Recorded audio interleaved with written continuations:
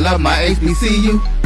And boy, I love it, love it. I love it, love it. I love my HBCU. And man, I hope my team they won one. Yeah. I hope my team they won one. Yeah. Man, I hope my team they won one. I hope my team they won one. Yeah. I tune into the HBCU Sports Lab to see if my team won or lost. If they lost, I'm quiet as a mouse. But if they won, keep tab. I'ma do the dab, yeah. Dr. Cavill, he know what he be talking about. Mike and Charles, they know what they be talking about. They compress the analytic data with the hip hop. If you know them like I know them, they gon' tell you if your team, if they won or lost, and who the ball. So listen to Professor, yes sir, and pay attention, cause he gonna teach a lesson. This is Dr. Cavill with Inside the HBCU Sports Lab. We have Charles Bishop on the way. We're going to try to go ahead and get started. So let me say this is Dr. Cavill's Inside the HBCU Sports Lab with Mike Washington, Charles Bishop, and Wilton Jackson II. Welcome to episode 619 of Inside the HBCU Sports Lab radio show and podcast. The show that's covering the sporting HBCU diaspora, all things HBCU sports for institutions large and small, from the NAIA to the NCAA. We share insights and information on the HBCU sports culture, HBCU athletic aesthetics to facilitate the story of HBCU athletic programs in the business of HBCU sports. Better put, we just call it the sports pedagogy. I'm your host, Dr. Kenyatta, along with my co-host, Mike Washington, Charles Bishop, or I should say HBCU sports pedagogy. I'm your host, Dr. Kenyatta, along with my co-host, Mike Washington, Charles Bishop, and Wilton Jackson II. We're filming from our home studios and sending a signal live to K-Sway's 12:30 a.m. studios with the Texas Radio Hall of Famer, multi-Hall of Famer Ralph Cooper, as I saw him this past Saturday taking in the sights of the rivalry game between Texas Southern University and Prairie View in the beautiful home of Texas Southern University from Houston, Texas, in the HNPE Arena, as Charles was there. As he was making moves, getting things done. So he didn't get to do his trip regularly about being in the studio. But we'll see him Thursday as things get back into shape as we do our show live from HNPE Arena on Thursday. As the women of Texas Southern University are showcasing. They do play tomorrow along with the women to see if they can, on the women's side, have a perfect first half of the conference race. It'll be interesting to see as they continue to march through. On the women's side, teams like them and Norfolk State are getting it done. But we'll get a little more into it. With that being said, let me get to it. Mike Washington, how are you doing today? I'm moving into this first week of Black History Month. Of course, for some of us, Black history and Black excellence is all 365 days, 366 if it's that kind of year days. But moving into the first part of Black History Month, checking out these basketball games and statistics. You mentioned rivalry between Texas Southern and PV. We like to think of that way, but it wasn't much of one, at least this time. So as we get in, I'm sure we'll talk about it. So other than that, I'm doing well. Tell us how you really feel. I should have started with you, Wilton Jackson II. You were the first one into the studio. I'm going to go to you and let Charles sweat it out a little bit. I'm doing good, man. Like I said, we it is definitely Black History Month. We're in February now. We're past the first month of conference play. Things about to get interesting in the month of February. So I kind of said this on the last show I was on last week. If you haven't been paying attention to basketball, start paying attention now. I like it. Let's go. With that being said, one of the best and brightest out there, Charles Bishop. How are you doing today? Doing well, Doc. Doing well. Running a little bit this afternoon, but glad to be in. And like Wilton said, we are in the midst of it now. It is basketball season, but we're going to hear the ping of the bats in just a second or two now. Yeah, and then football has to find a way to sneak in there as we got signing day tomorrow. A lot of folks will be hype on that. So, yeah, it's never ending in a lot of ways when you talk about sports in general, for specific HBCU sports. They got the big game coming up for some of y'all that pay attention to that. I can understand that. But as Mike said, I like the fact that he made mention of February as Black History Month. I'm going to take one from Dr. Greg Carr, colleague over there at Howard University. as he does it, and said on one of his weekly shows that he does with Professor Hunter, he talking about this may be just the blackest Black History Month. So let's make it black. Yeah. Black and black. That's in the blackest Black History Month. With that being said, let me go and stick with you, Charles. What's on your mind for HBCU sports during the blackest of Black History Months? Well, let's start right here. Super Bowl pregame show headliner is the Southern University Human Jukebox, and that is coming to us from HBCUGameDay.com. The Super Bowl will have some HBCU flavor as the Southern University Human Jukebox will be part of the festivities. Director Kendrick Taylor announced that the Human Jukebox will headline the pregame show following a performance on the Jennifer Hudson show this past today. Actually, it actually aired today. So congratulations to the Human Jukeboxes. They will get some more national attention. They've been out there in Los Angeles behind the Battle of the Bands, J. HUD show, and we're going to see them this weekend at the Super Bowl. So kudos to the Jukebox, Human Jukebox. Great update. As we go to Mike, give a shout out to Lennon Blow as he talks about, man, you're correct. What an ending to that North Carolina Central Norfolk State game. I swear we're going to get a little extra time. And I say, hey, we're going to get late to the SWAC game. And I wonder how they were going to play that on ESPN, where they're going to send everybody to streaming until they ended the ESPN game, or where they're going to send that game to streaming. I imagine not, because it was so exciting.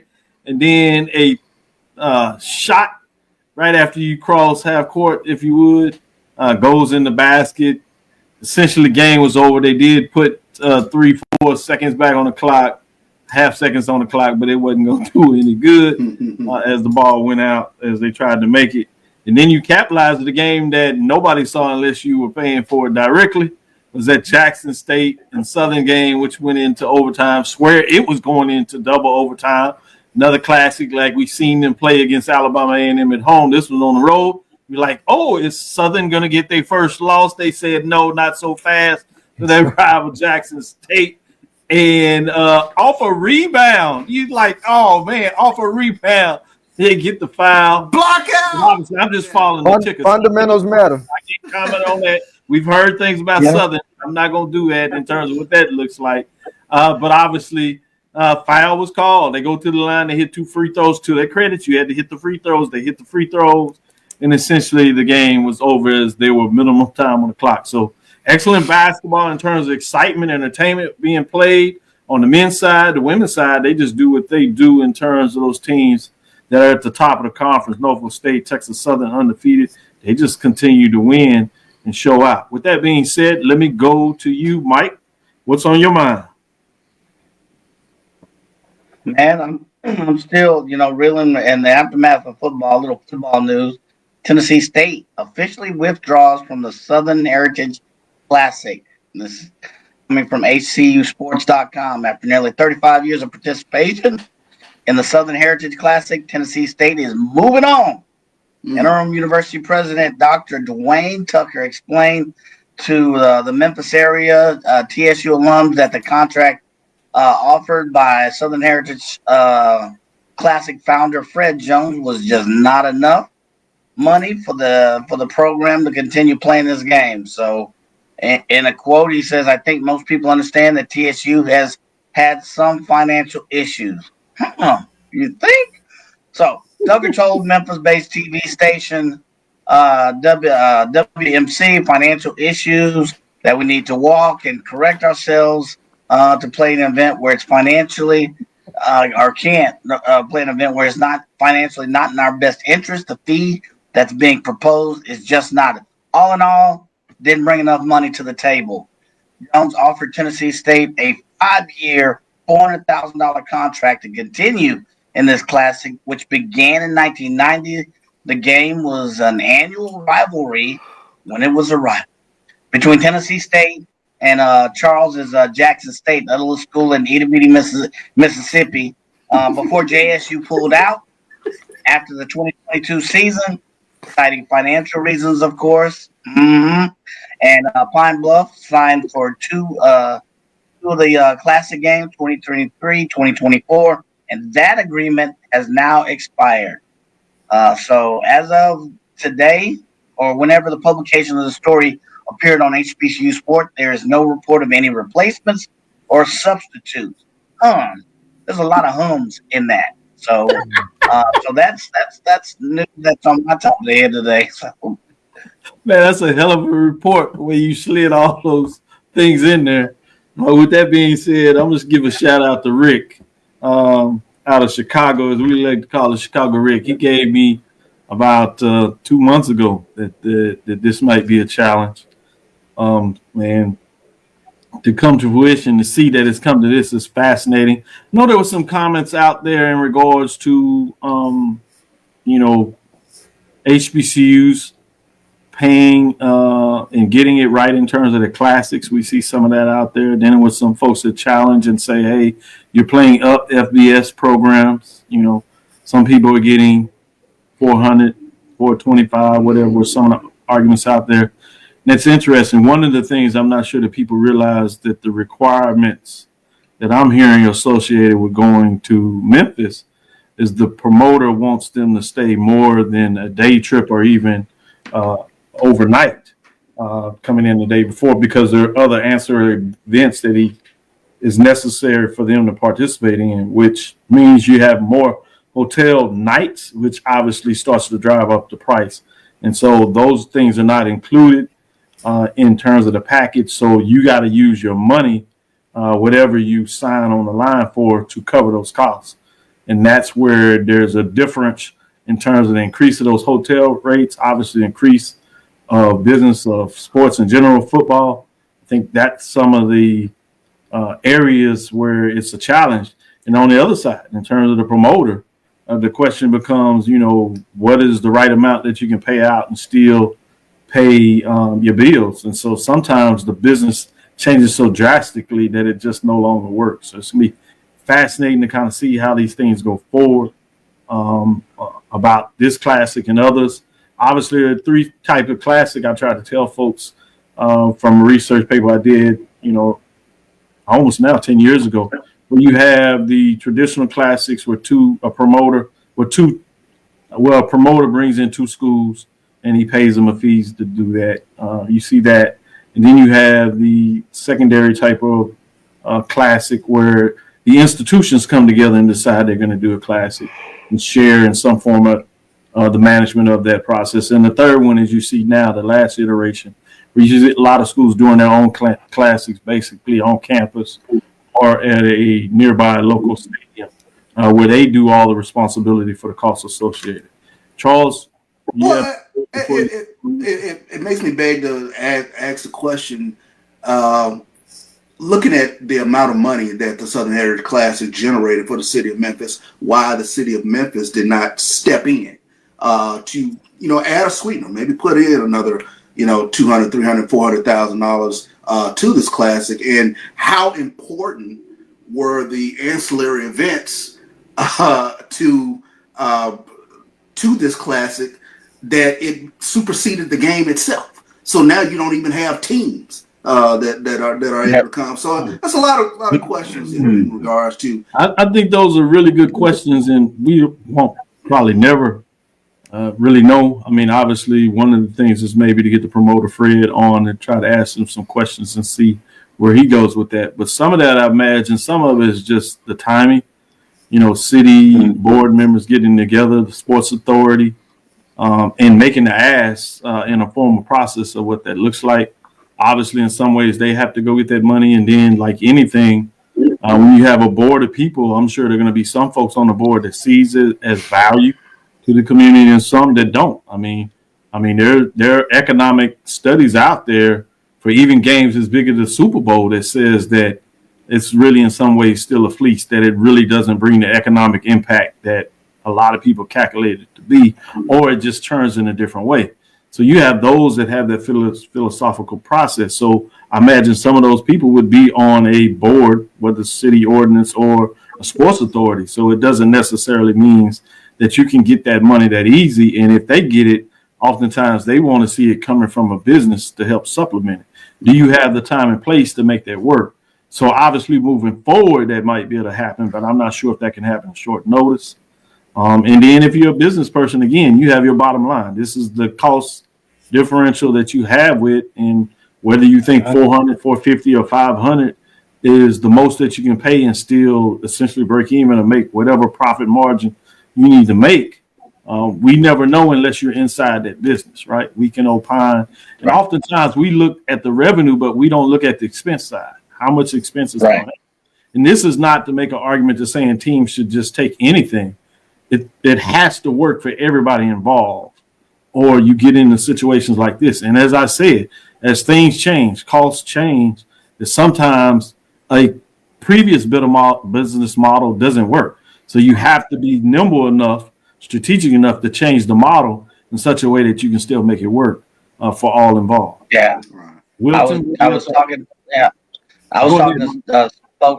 to some folks around there, and we have some business there, and they were saying that sometimes it's tough to get smaller factions to come with a negotiated price. So, for instance, the hotels, they have a certain package for certain events, almost like New Orleans.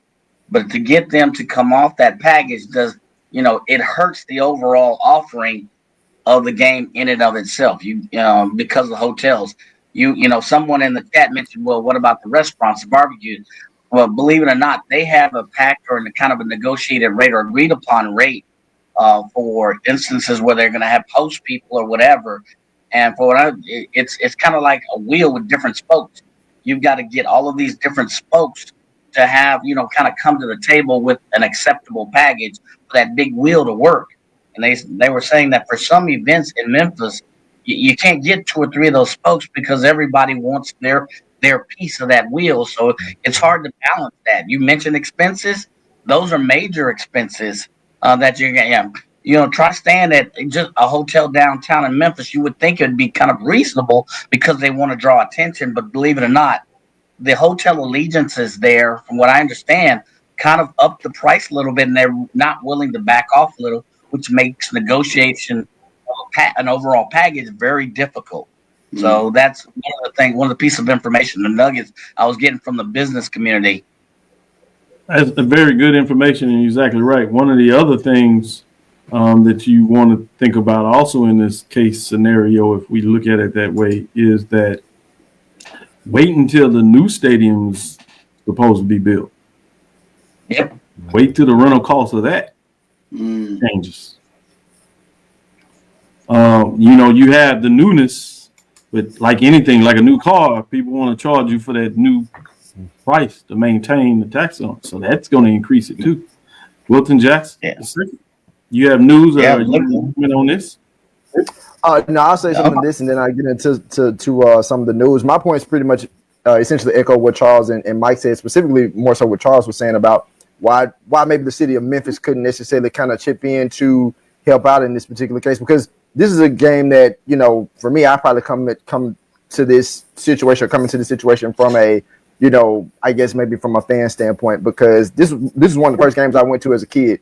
The Southern Heritage Class at Jackson State, Tennessee State. So, but over time, having understood some of the dynamics from the business side that have, kind of come on, it's just like, if the city cares about this game as much, to Charles's point, why didn't they kind of pitch in some more? Right. The always challenge I have when we throw this out there, like the NCAA or the city, we got to get past just on that. We got to be specific.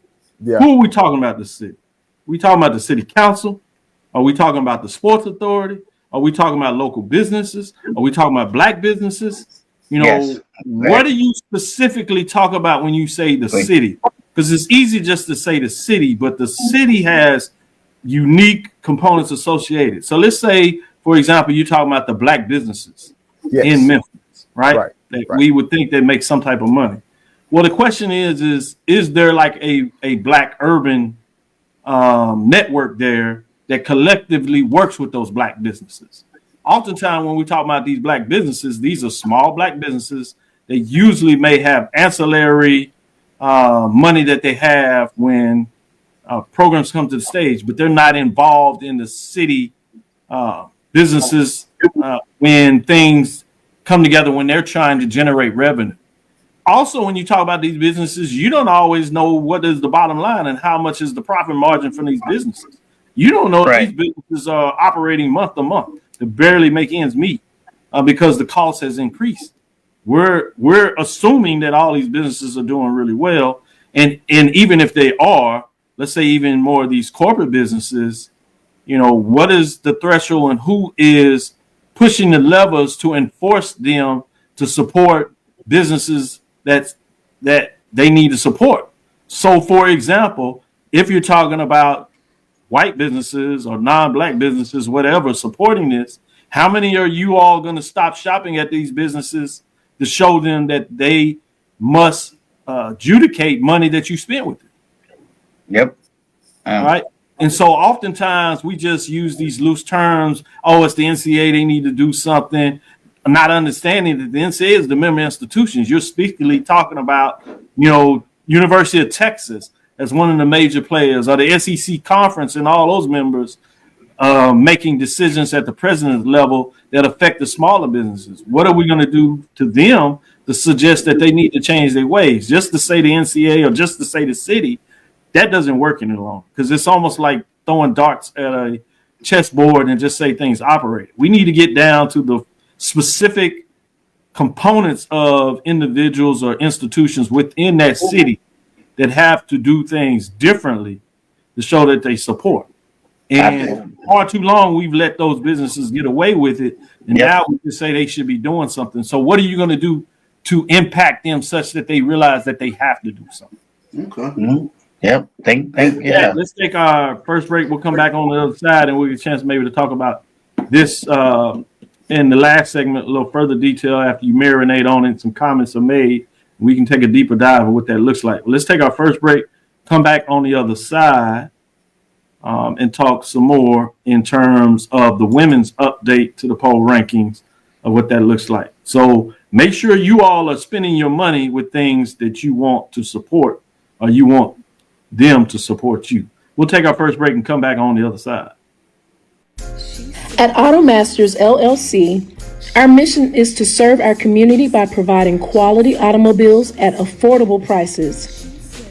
All of our vehicles are inspected and certified to offer you the confidence in knowing you have a quality vehicle. Our goal is to provide you with a seamless process and positive experience for your automobile purchase. Financing recommendations and specific vehicle inquiries are available at your request. You can find us at www.automasters06.com and follow us on Facebook and Instagram. Also, please feel free to contact Terrence Miles at 601-927-7794. And oh yeah, tell him Sonia sent you. Tickets are on sale now for the 4th annual NBA HBCU Classic presented by AT&T, featuring Morehouse College and Tuskegee University.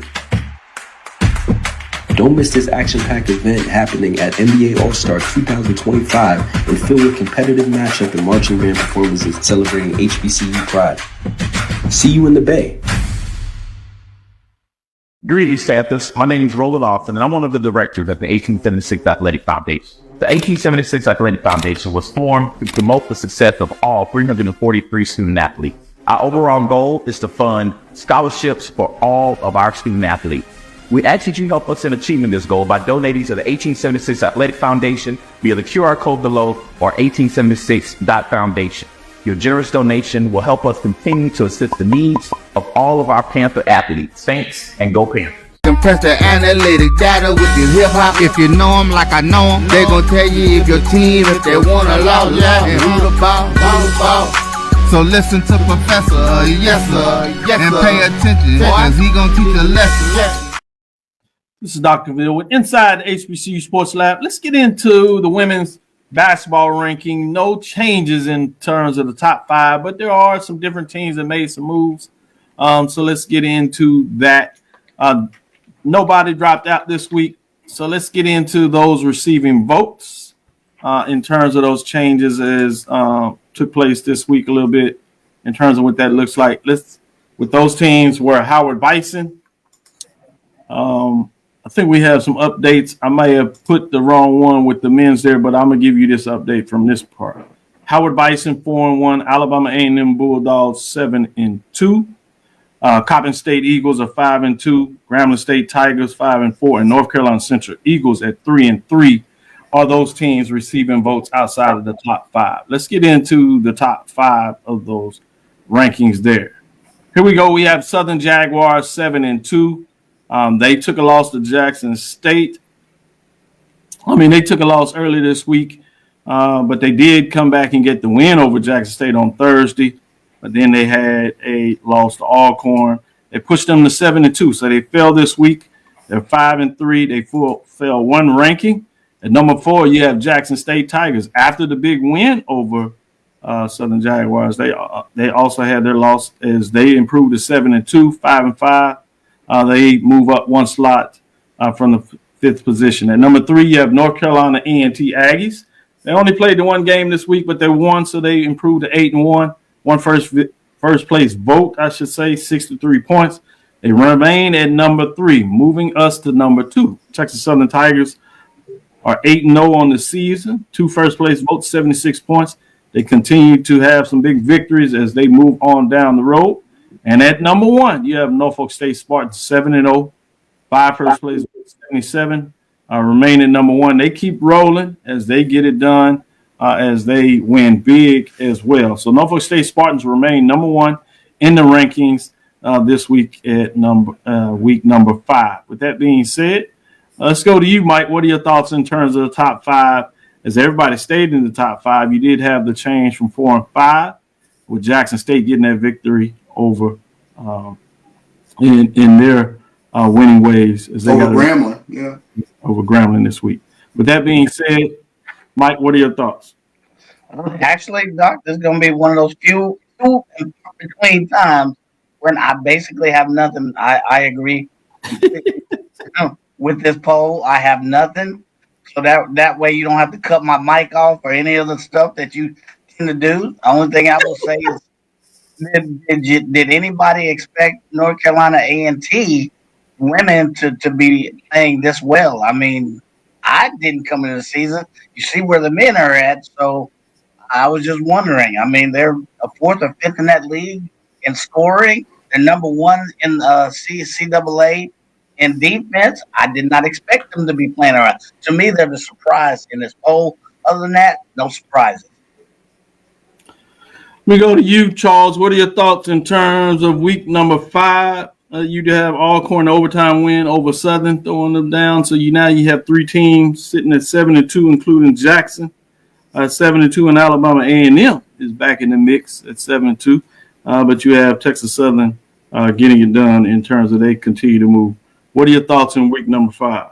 Yeah, I think the head scratcher, of course, for me was Southern losing to Alcorn. But you have Destiny Brown back in the lineup for Alcorn, and we'll see how that plays out for Alcorn kind of in the second half of the season, because she's a focal point in terms of Alcorn basketball. But that was surprising because Southern's been playing tremendous defense this first half of the season. Big win over Jackson State. Jackson State was able to salvage the weekend in terms of getting a win at Grambling. So they kept them right there in the mix. But I don't think there's teams playing better basketball right now than Texas Southern and Norfolk State. You absolutely can make a case for Norfolk State being continuing to be number 1. But they do have that loss to North Carolina A&T. Jordan Dorsey and North Carolina A&T, they keep getting it done week in, week out. Big win this past week over Hampton. So kudos to them. She won for 11 in that, but Malia Brackon also had 17 points in that game. So they're continuing to get things done over there in the CAA. Yeah, you talk about that one loss. The thing that's fascinating is that Norfolk State has that win over North Carolina A&T, a top 3 team from early in the season. So that's huge, even though North Carolina A&T is playing well in conference play. Fascinating when you talk about these top 5 teams. I want to see what Wilton Jackson II has in the mix for these teams too. I'm not mad at it. Obviously, I think Norfolk State, we've already solidified they're the number 1 team amongst women's basketball amongst the HBCU ranks. Texas Southern is number 2. You could make a case for putting North Carolina A&T at number 2 and dropping Texas Southern number 3 just based off net rankings.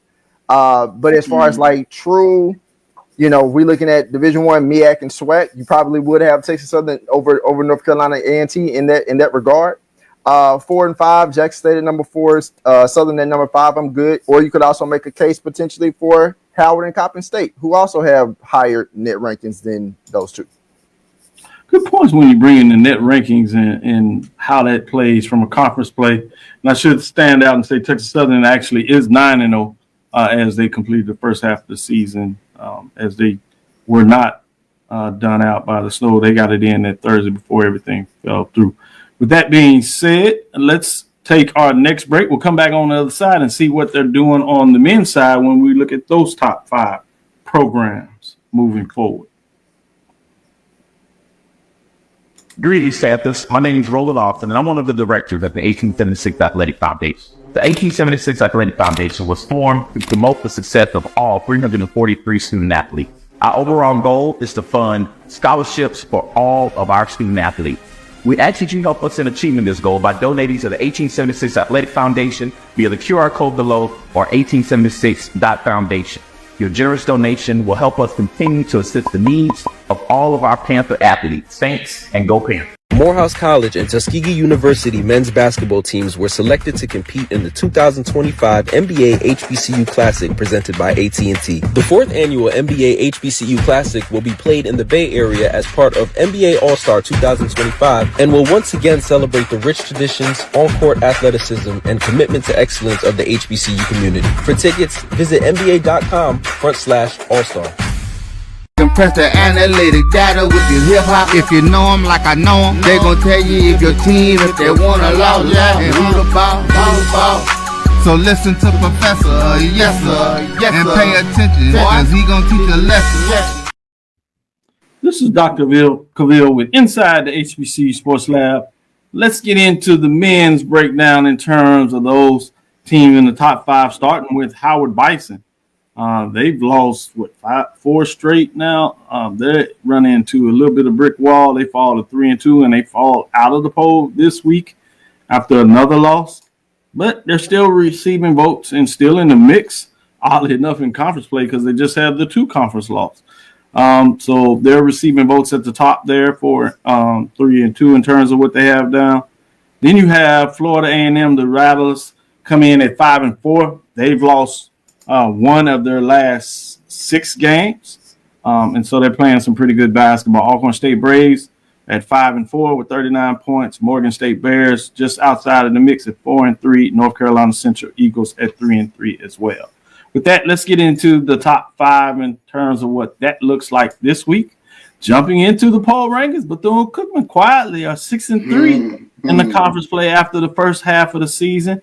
They've kind of had some big wins, took a little dip, but then they righted things before the end of the first half. So they're at 6-3, squarely in the mix in terms of what it looks like there, as they were not ranked, but they jump in the top 5. Let's get to number 4, Jackson State Tigers, 6-3. Tough road loss. They had some big wins, but they got a tough one here.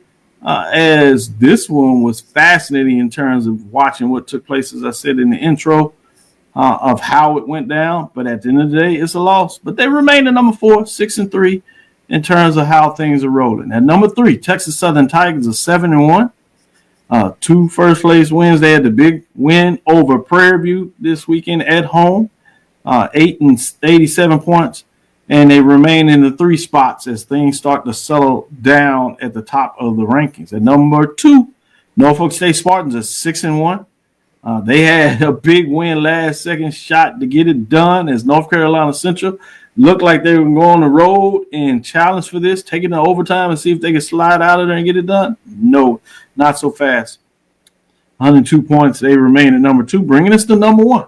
The Southern Jaguars, those cardiac cats, they just know how to win. No matter it's home or road, they find a way to get it done. 9-0, 7 first place votes, 105 points. Number 1 in the poll rankings. At some point, you just got to believe that this is actually not just a solid basketball team. This is a really good basketball team. They just find a way to make teams play their style. And they make big buckets, particularly late. They make the plays that allow them to win. So I'm fascinated to see what everybody says about the top 5, particularly Southern at the top that just continues to get it done. I'm going to start with you, Wilton. What are your thoughts in terms of the top 5 for the men in week number 5? I think, number one with Southern, they're pretty much continuing to show why they're the number one team. Again, not necessarily the prettiest of teams in terms of style of play, but they're getting the wins. They pulled off another strong win against Jackson State last night, albeit it might be controversial because when I was on Twitter, I saw all types of tweets. Some I can't even say on this show. I was just like, oh, wow. I was like, okay. I didn't catch every single moment of the game, but I caught a good majority. And it was, it was just some things that was said. I was like, oh, man, like, I didn't catch everything. I need to go back and watch a little bit more of some of the stuff I missed. But obviously, Southern is the top team. Norfolk State, I mean, you talk about every game is not going to be pretty, but finding a way to win a game, even if it's the last second shot, a win is a win and a loss is a loss. And I guarantee you, as most coaches will say, I would much rather take an ugly win than a pretty loss. And I don't even know if a loss is pretty. You know what I mean? Right. So, and then, of course, obviously, we know Texas Southern continues to find ways to win. Jackson State, obviously, still in that mix as well. Deshaun Ruffin is really coming back into his own and continuing to, light up the court. Not even so much with just his scoring, but, just the way he leads this team when they're on the court, his vision and everything he brings to the program. Bethune-Cookman I'm not going to lie to you, as a team, when they played Jackson State, I was a little shaky on them. They are really coming in strong, at least right now at the start of February. And so I'm pretty much good with the top 5. You could make a case potentially, for some people, I'm not saying I would do this, but, Howard has lost several games and, they've lost those D2 games, but, those D2 games don't go into their record. But again, I'm good with Bethune-Cookman being number 5. Good stuff. Mike, what are your thoughts in terms of top 5 in week number 5? All right, man. I echo Mr. Wilt, who's looking very dapper this evening, by the way. I echo his thoughts. Southern is not pretty, and I still don't see how a team is going 9-0, 14-7, or 14-8. They don't have one player in the top 15 and all the not one in the top 10 in rebounding, but yet they still continue to win. That's what's impressive. They have moved up to the top 2 or 3 in scoring and maybe the top 2 or 3 in defense, but that just perplexes me. Usually you have at least 1 or 2 players in those top categories of stats. And I don't see how they're doing it, but hats off to the team. That team ball is working. And so I did. Bethune Wildcats, I don't know. The jury's still out on them. They had a good round. I think they went to the state of Alabama this last week and won. They lost to Alcorn, lost to Jackson State, but I don't know. I think I would need to see a little bit more of them, but I'm okay with them at number 5. Everybody They were else, at home this week. Yeah, true. They were. So they really didn't go through the state of ballot. So, but I'm okay with that. Other than no qualms for me. I think Southern deserves to be number 1, and Norfolk State deserves to be number 2. Good stuff, Mike. Let me go to you, Charles. Give us your opinion, final thoughts on the top 5 on week number 5 for the men's major division basketball poll rankings. Yeah, tremendous first half of Southern. Like you mentioned, Mike, they don't have a top scorer in the top 15, the top rebounder, but they just do it with just good team basketball. They hold you under 70 points per game. The number 1 in SWAC and total defense. Offensively, they get it done with a multiple players. So that's the thing that jumps out. They're number 2 in the SWAC in scoring. And one of the things that I noticed week in and week out with Southern, they're always playing 10, 11, 12 guys. So they do it, I mean, from top of the roster to the bottom of the roster. Very impressive just watching Southern week in, week out. Hey, shout out to Norfolk State. Big shot there at the end. Made Sports Center's top 10. So definitely deserve and continue to keep things rolling there over there in the MEAC. I don't want to overlook Texas Southern.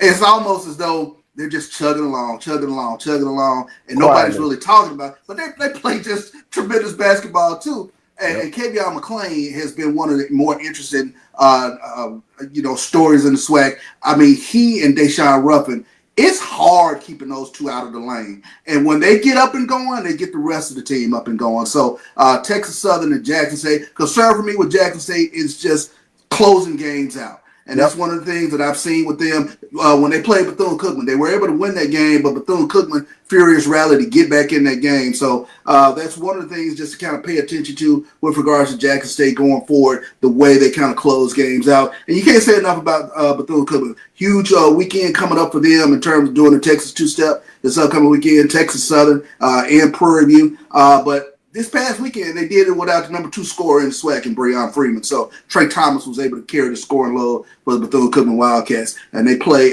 a good, disciplined brand of basketball. Multiple guys touch the ball on the offense. They're a fun team to watch. Yeah, and they did it last night with not a lot of players playing. CB, to your point. Go ahead, Mike. Yeah, I'm sorry. Real quick, CB, to your point, I looked at Southern's last few games. And the scoring distribution is about even. If you look at their starters and their bench, it's even across the board. Nobody's really down. You got a few people with a few more points, but normally you see more higher distribution in your starters. It's evenly spread. They got folks coming off the bench that are making big contributions offensively in the game. I hadn't seen that in a lot of other players. I just looked at the last 3 or 4 games for Southern because I was wondering how they're doing it. But to your point, that's exactly it. That scoring distribution is incredible. Yeah. And they got to be unique for a scouting report, especially when you're usually so focused on stopping 1 or 2 players. When you get this scouting report as a team, coaches can talk about the fact that, hey, we got to be in these areas. Anybody can score. But for a player, that has to be unique because most of the time they're so focused on stopping a player or 2 and at most maybe even 3.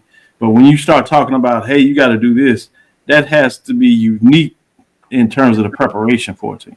2 teams, they're very similar. Texas Southern women. There are multiple people who can score for Texas Southern women, and the same thing with Southern's men. So very beautiful teams to watch play basketball. Good stuff there. Let's do this before we take this next break. I want to get in a little bit of that. This is basically the first half of the season. Obviously, Texas Southern men have to go to Pine Bluff to square off their last game, and they do that tomorrow. But what have you seen from the first half? And we're going to go to each of you on the blocks to talk about both SWAC and MEAC, essentially, if you cut this down. What do you think so far in the first half of basketball, and what do you look to see in the second half collectively from these 2 conferences, Charles? Collectively, can Howard quit being an enigma? That's a team that you see the talent, and it's like, I need, where's the challenge to Norfolk State? And North Carolina Central, same thing. They're a bit of an enigma sort of team on the men's side of the ball to me. On the women's side in the MEAC, it's Norfolk State and everyone else. So it's like, is there anybody that can chase them now? But the thing that jumps out for me, especially with the SWAC, is from the men's standpoint, night to night, I really don't know what's going to happen. I know Southern is sitting there at 9-0, but it's good competitive basketball week in, week out. I haven't had my head turn game yet, but I'm expecting to see my head turn game. Like, whoa, look at that.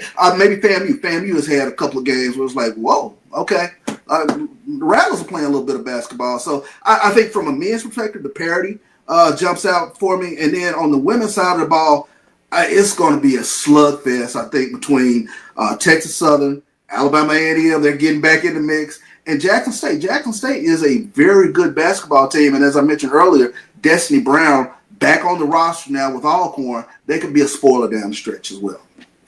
Good stuff. Mike, your thoughts in terms of the first half, what to look forward in the second half, both SWAC, MEAC, from that thoughts there. A couple of things. First of all, I'll start with the easy point. I think on the women's side in the MEAC, it's Norfolk State and everybody else. Norfolk State's holding people to less than 60 points a game. I think I did a kind of a rough average of their average margin of victory here. They've had a few close wins. They were somewhat close, but over and all, their average margin of victory in the last 5-6 games has been tremendous. So it's them and everybody else. I don't see that stopping. The men is a little bit different from my perspective. I just, to be honest, shamedly started watching here just before the midterm. So I don't know if I have enough data points, but to me, Howard is kind of upsy daisy. So is Morgan. They seem to be cyclic in their performance. And then if you look at the SWAC women, I think you have a battle going on there. And what I mean by that, you have really what I call 3 or 4 dogs on the defensive side. And I think that tenacity between A&M, Southern, Texas Southern, Jackson State. You look at them, just close your eyes and look at them, what they're scoring offensively, what they're rebounding, and what their defense is allowing. They're right in the same park. So you got some battles coming on the women's side in the SWAC. And I expect some close games there. And then on the men's side, you got if Southern can keep this team ball going, I think they'll have some close games.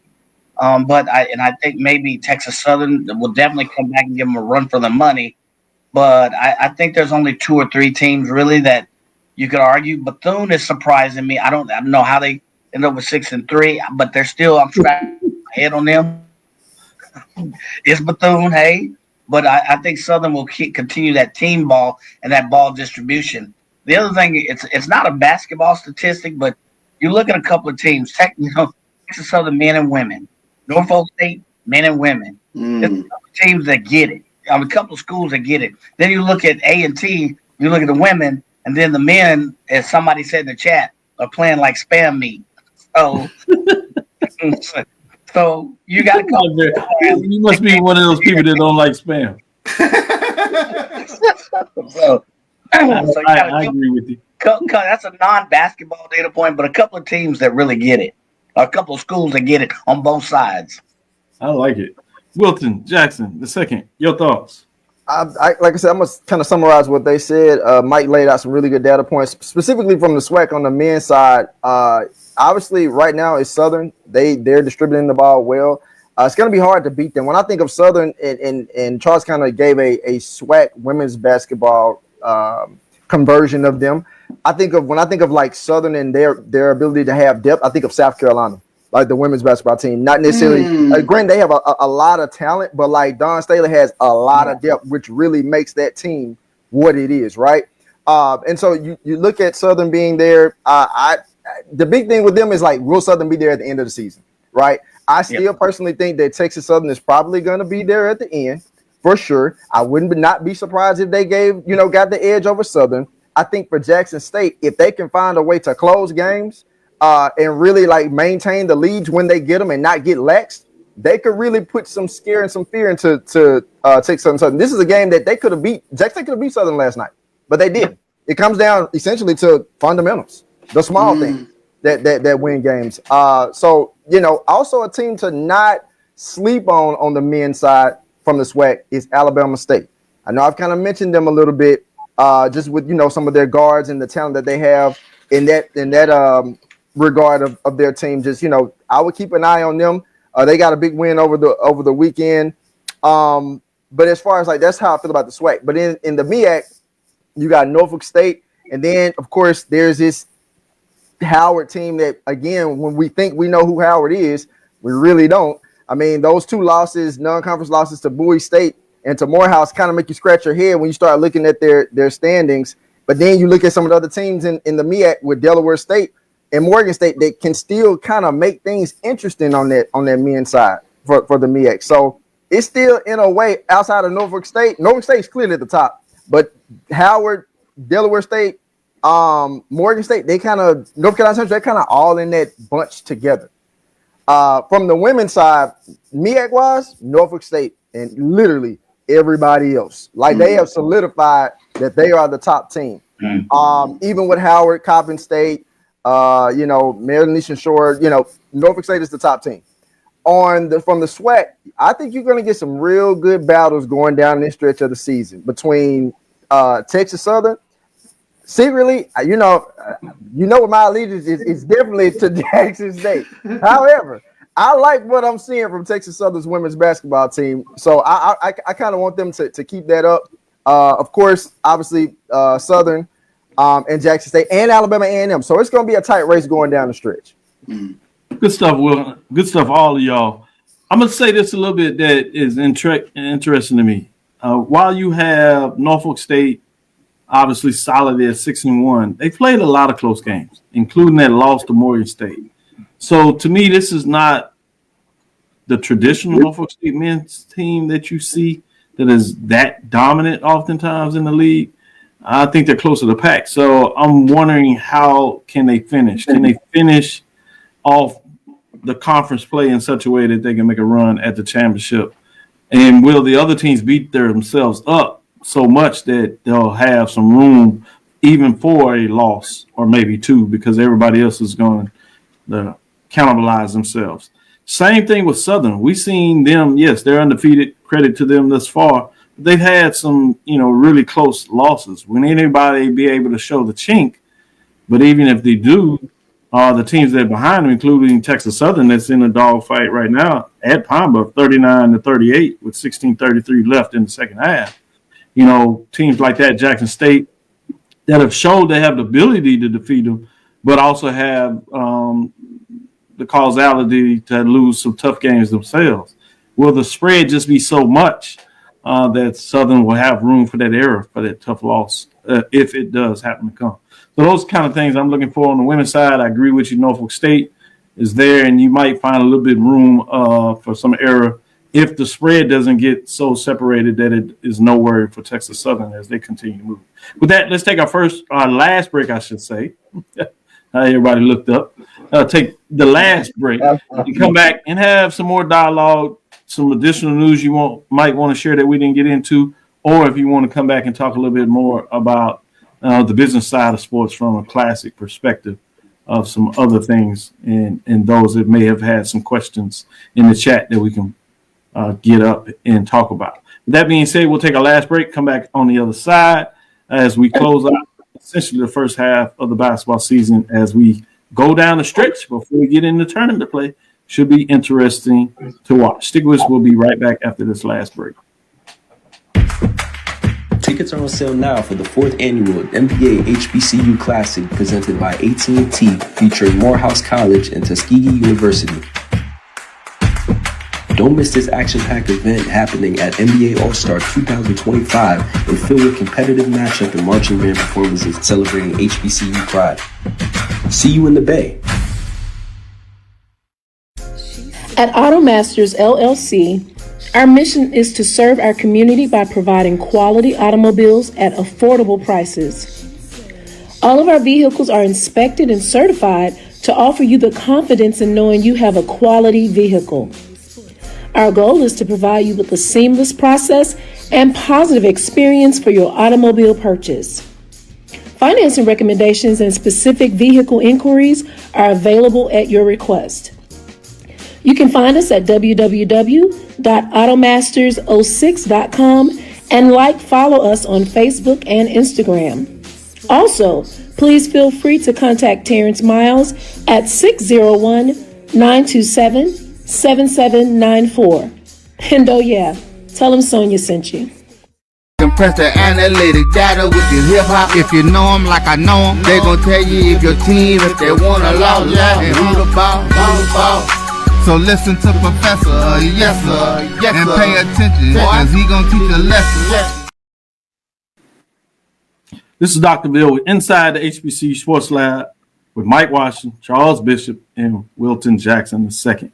One thing before we get a little bit back in the dialogue, you have the suspected NBA gambling ring that has, quote unquote, some ties to HBCU basketball games or programs, which is the other side of sports now. As betting has gotten so large, I mean, you even have ESPN with the platform that goes with ESPN Bets. You have a classic going to Las Vegas, which is the gambling capital of the world. Certainly entertainment makes a lot of visitors to go there. But this is the other side when you talk about college and gambling and things that take place. You know, the two schools that were named, Mississippi Valley State, North Carolina A&T.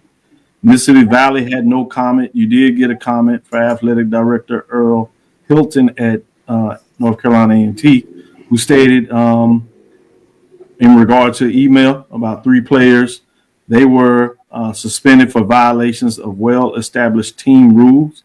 Hilton couldn't comment further, citing Privacy Act. So he didn't necessarily say they weren't, but he certainly left room to suggest maybe they weren't. So be interesting to kind of keep our heads on in terms of what this goes on. The bigger names at the NBA level, Miami Heat guard Terry Rozier. You heard a little bit last year in terms of suspension. He was cleared from the NBA, but they're saying that this is an investigation coming from the feds, if you would, in terms of what that looks like. So fascinating to see just how this has trickled out. Something to certainly keep your eyes on. As we kind of get back into conversation in terms of the Classic, one other thing I thought was important to look at as discussion came out in terms of payouts again, the SBS. Obviously, you have the Power Five. I want to leave them out of this conversation. We know that those are significant payouts. They go anywhere like Pine Bluff playing Texas Tech out of the Big 12. Depending on how you look at it, whether you look at the Power Four or the Power Two plus two more, they are in that ring, and so they pay $575 for their payout. But oftentimes you see, $350 up to $425 or something like that in terms of Classic matchups where you have in-state against FBS G5 teams. You have Jackson State facing Southern Miss, $375.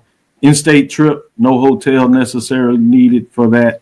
Van come down if they are part of that. Prairie View A&M will travel to Rice, $350. Alabama State against UAP. In-state matchups where the travel is reduced.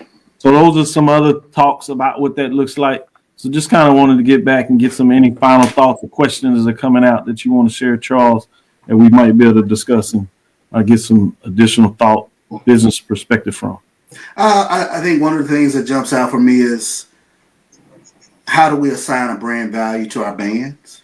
I think that's something that's very, very interesting to me in terms of, I know you want to play us in state, but it's going to cost, to move our band, it's going to cost $250,000.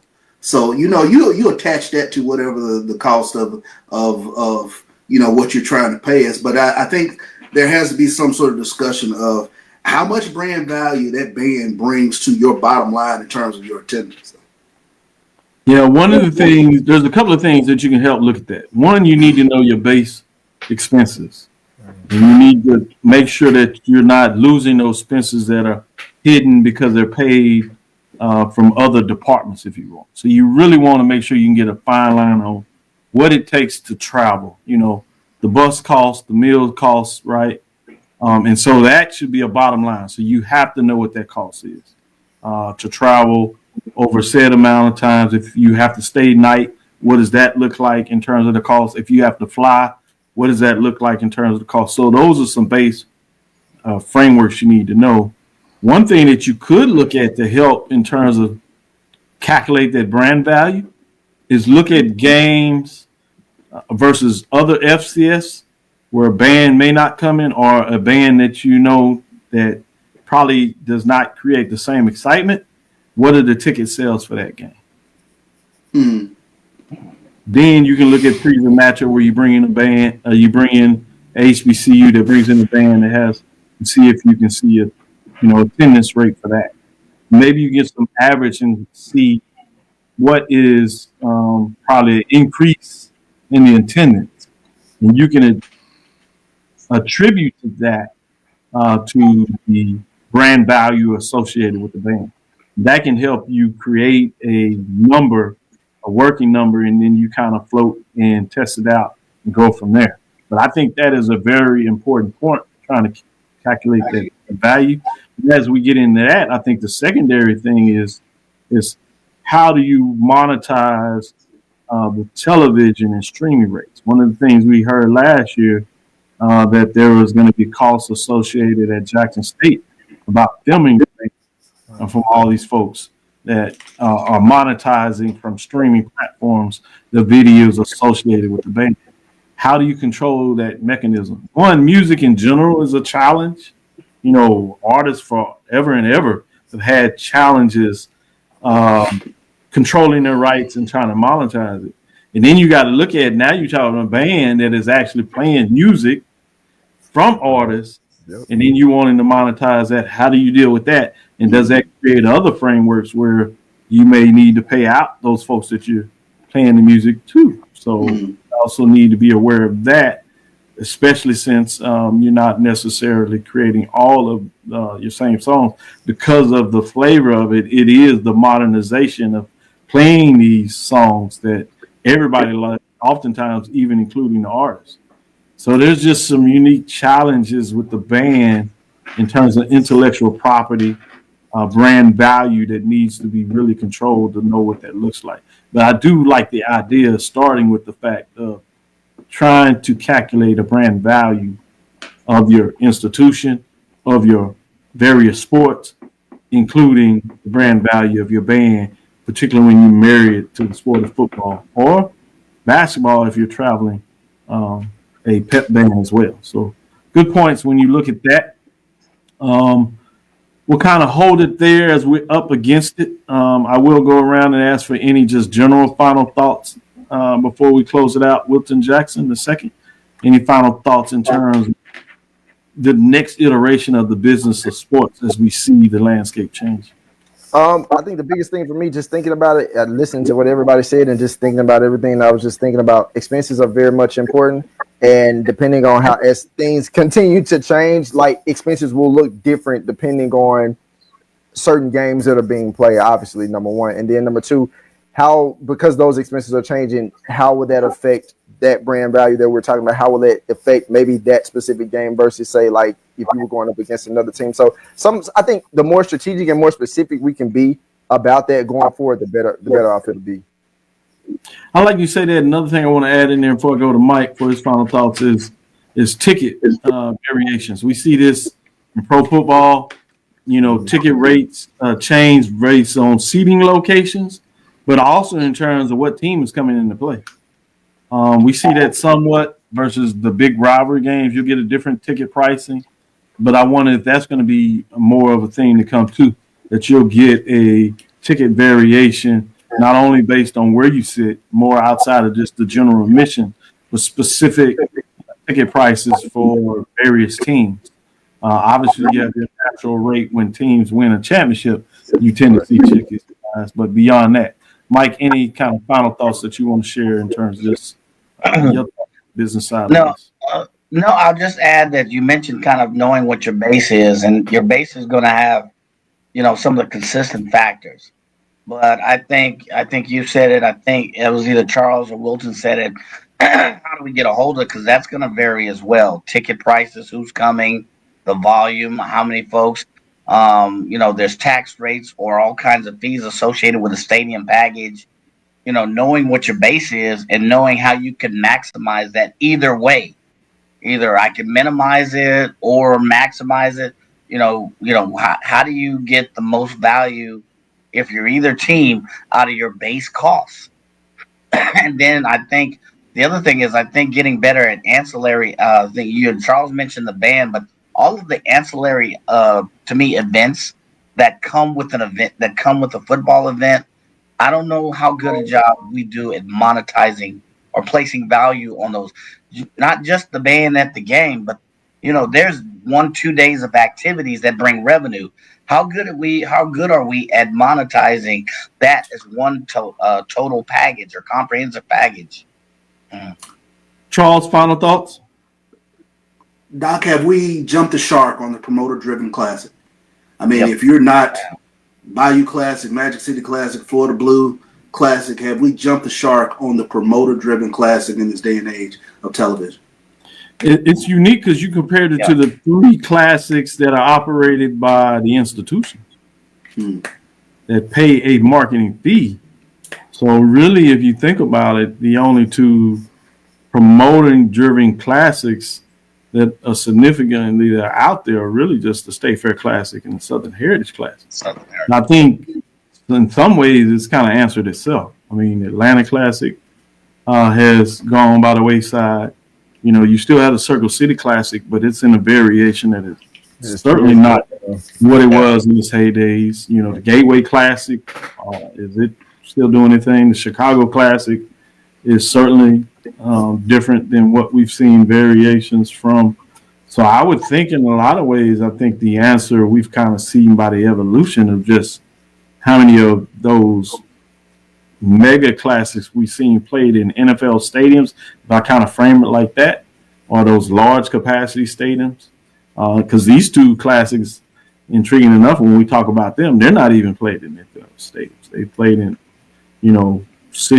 large city municipal stadiums that are used more or less the bowl games they played in. So I think that's an excellent question, and I think in some ways maybe the answer actually is yes. But if you know anything about these promoters, they've been in it a long time. They've been able to do well, so I wouldn't be surprised if they find a way to reinvent themselves in a version that works for everybody. So let's leave it right there. Great questions and dialogue. Thank you for listening inside the HBCU Sports Lab. Make sure you share our podcast with your friends and colleagues. I am Dr. Kenyatta, the Dean of HBCU Sports, come from inside the lab in the College of HBCU Sports with Mike Watson, Charles Bishop, and Wilton Jackson II. Again, we want to thank you for listening to Dr. Bill's Inside the HBCU Sports Lab with Mike Watson, Charles Bishop, every Tuesday and Thursday at 6 o'clock. Oftentimes we have Wilton Jackson II joining us, as well as A.D. Drew and others as well. The independent report will be back tomorrow as we get into signing day. So we'll come back Thursday. We have an interview, so we might not get so much into that, but we'll certainly provide an update the following week. And then we'll get in the fact that a lot of your schedules that have not trickled out or purposely come out, you'll probably get those somewhat tomorrow. So we'll see if there's any surprise out there. I'm hearing one maybe in Alabama that may have a surprise on the schedule. So we'll see if that comes to fruition. If that's the case, I look forward to that. With that being said, we look forward to next Thursday as we discuss the latest news in the lab. Follow me, Dr. Kenyatta. That's DrKenyattCavil on Facebook and Instagram. Inside the HBCU Sports Lab on Facebook and YouTube. Like, subscribe. We certainly thank you for the support. Make sure you're getting out there supporting your Black businesses, including the Black College Sports Network. We look forward to some announcement as we continue to do our thing and work on it. Support the shows on the network and support the network. With that being said, dream big, move forward. We will talk with you soon. Charles. Of course. Man, you're looking thin in the face. Shout out to Lennon, talked about my weight loss, and then he said, yeah, prayer of you losing. Boy, I tell you, you can't win for losing. For real. Mike. Lecture. Wilton, the pretty boy of the team. Dismissed. Go.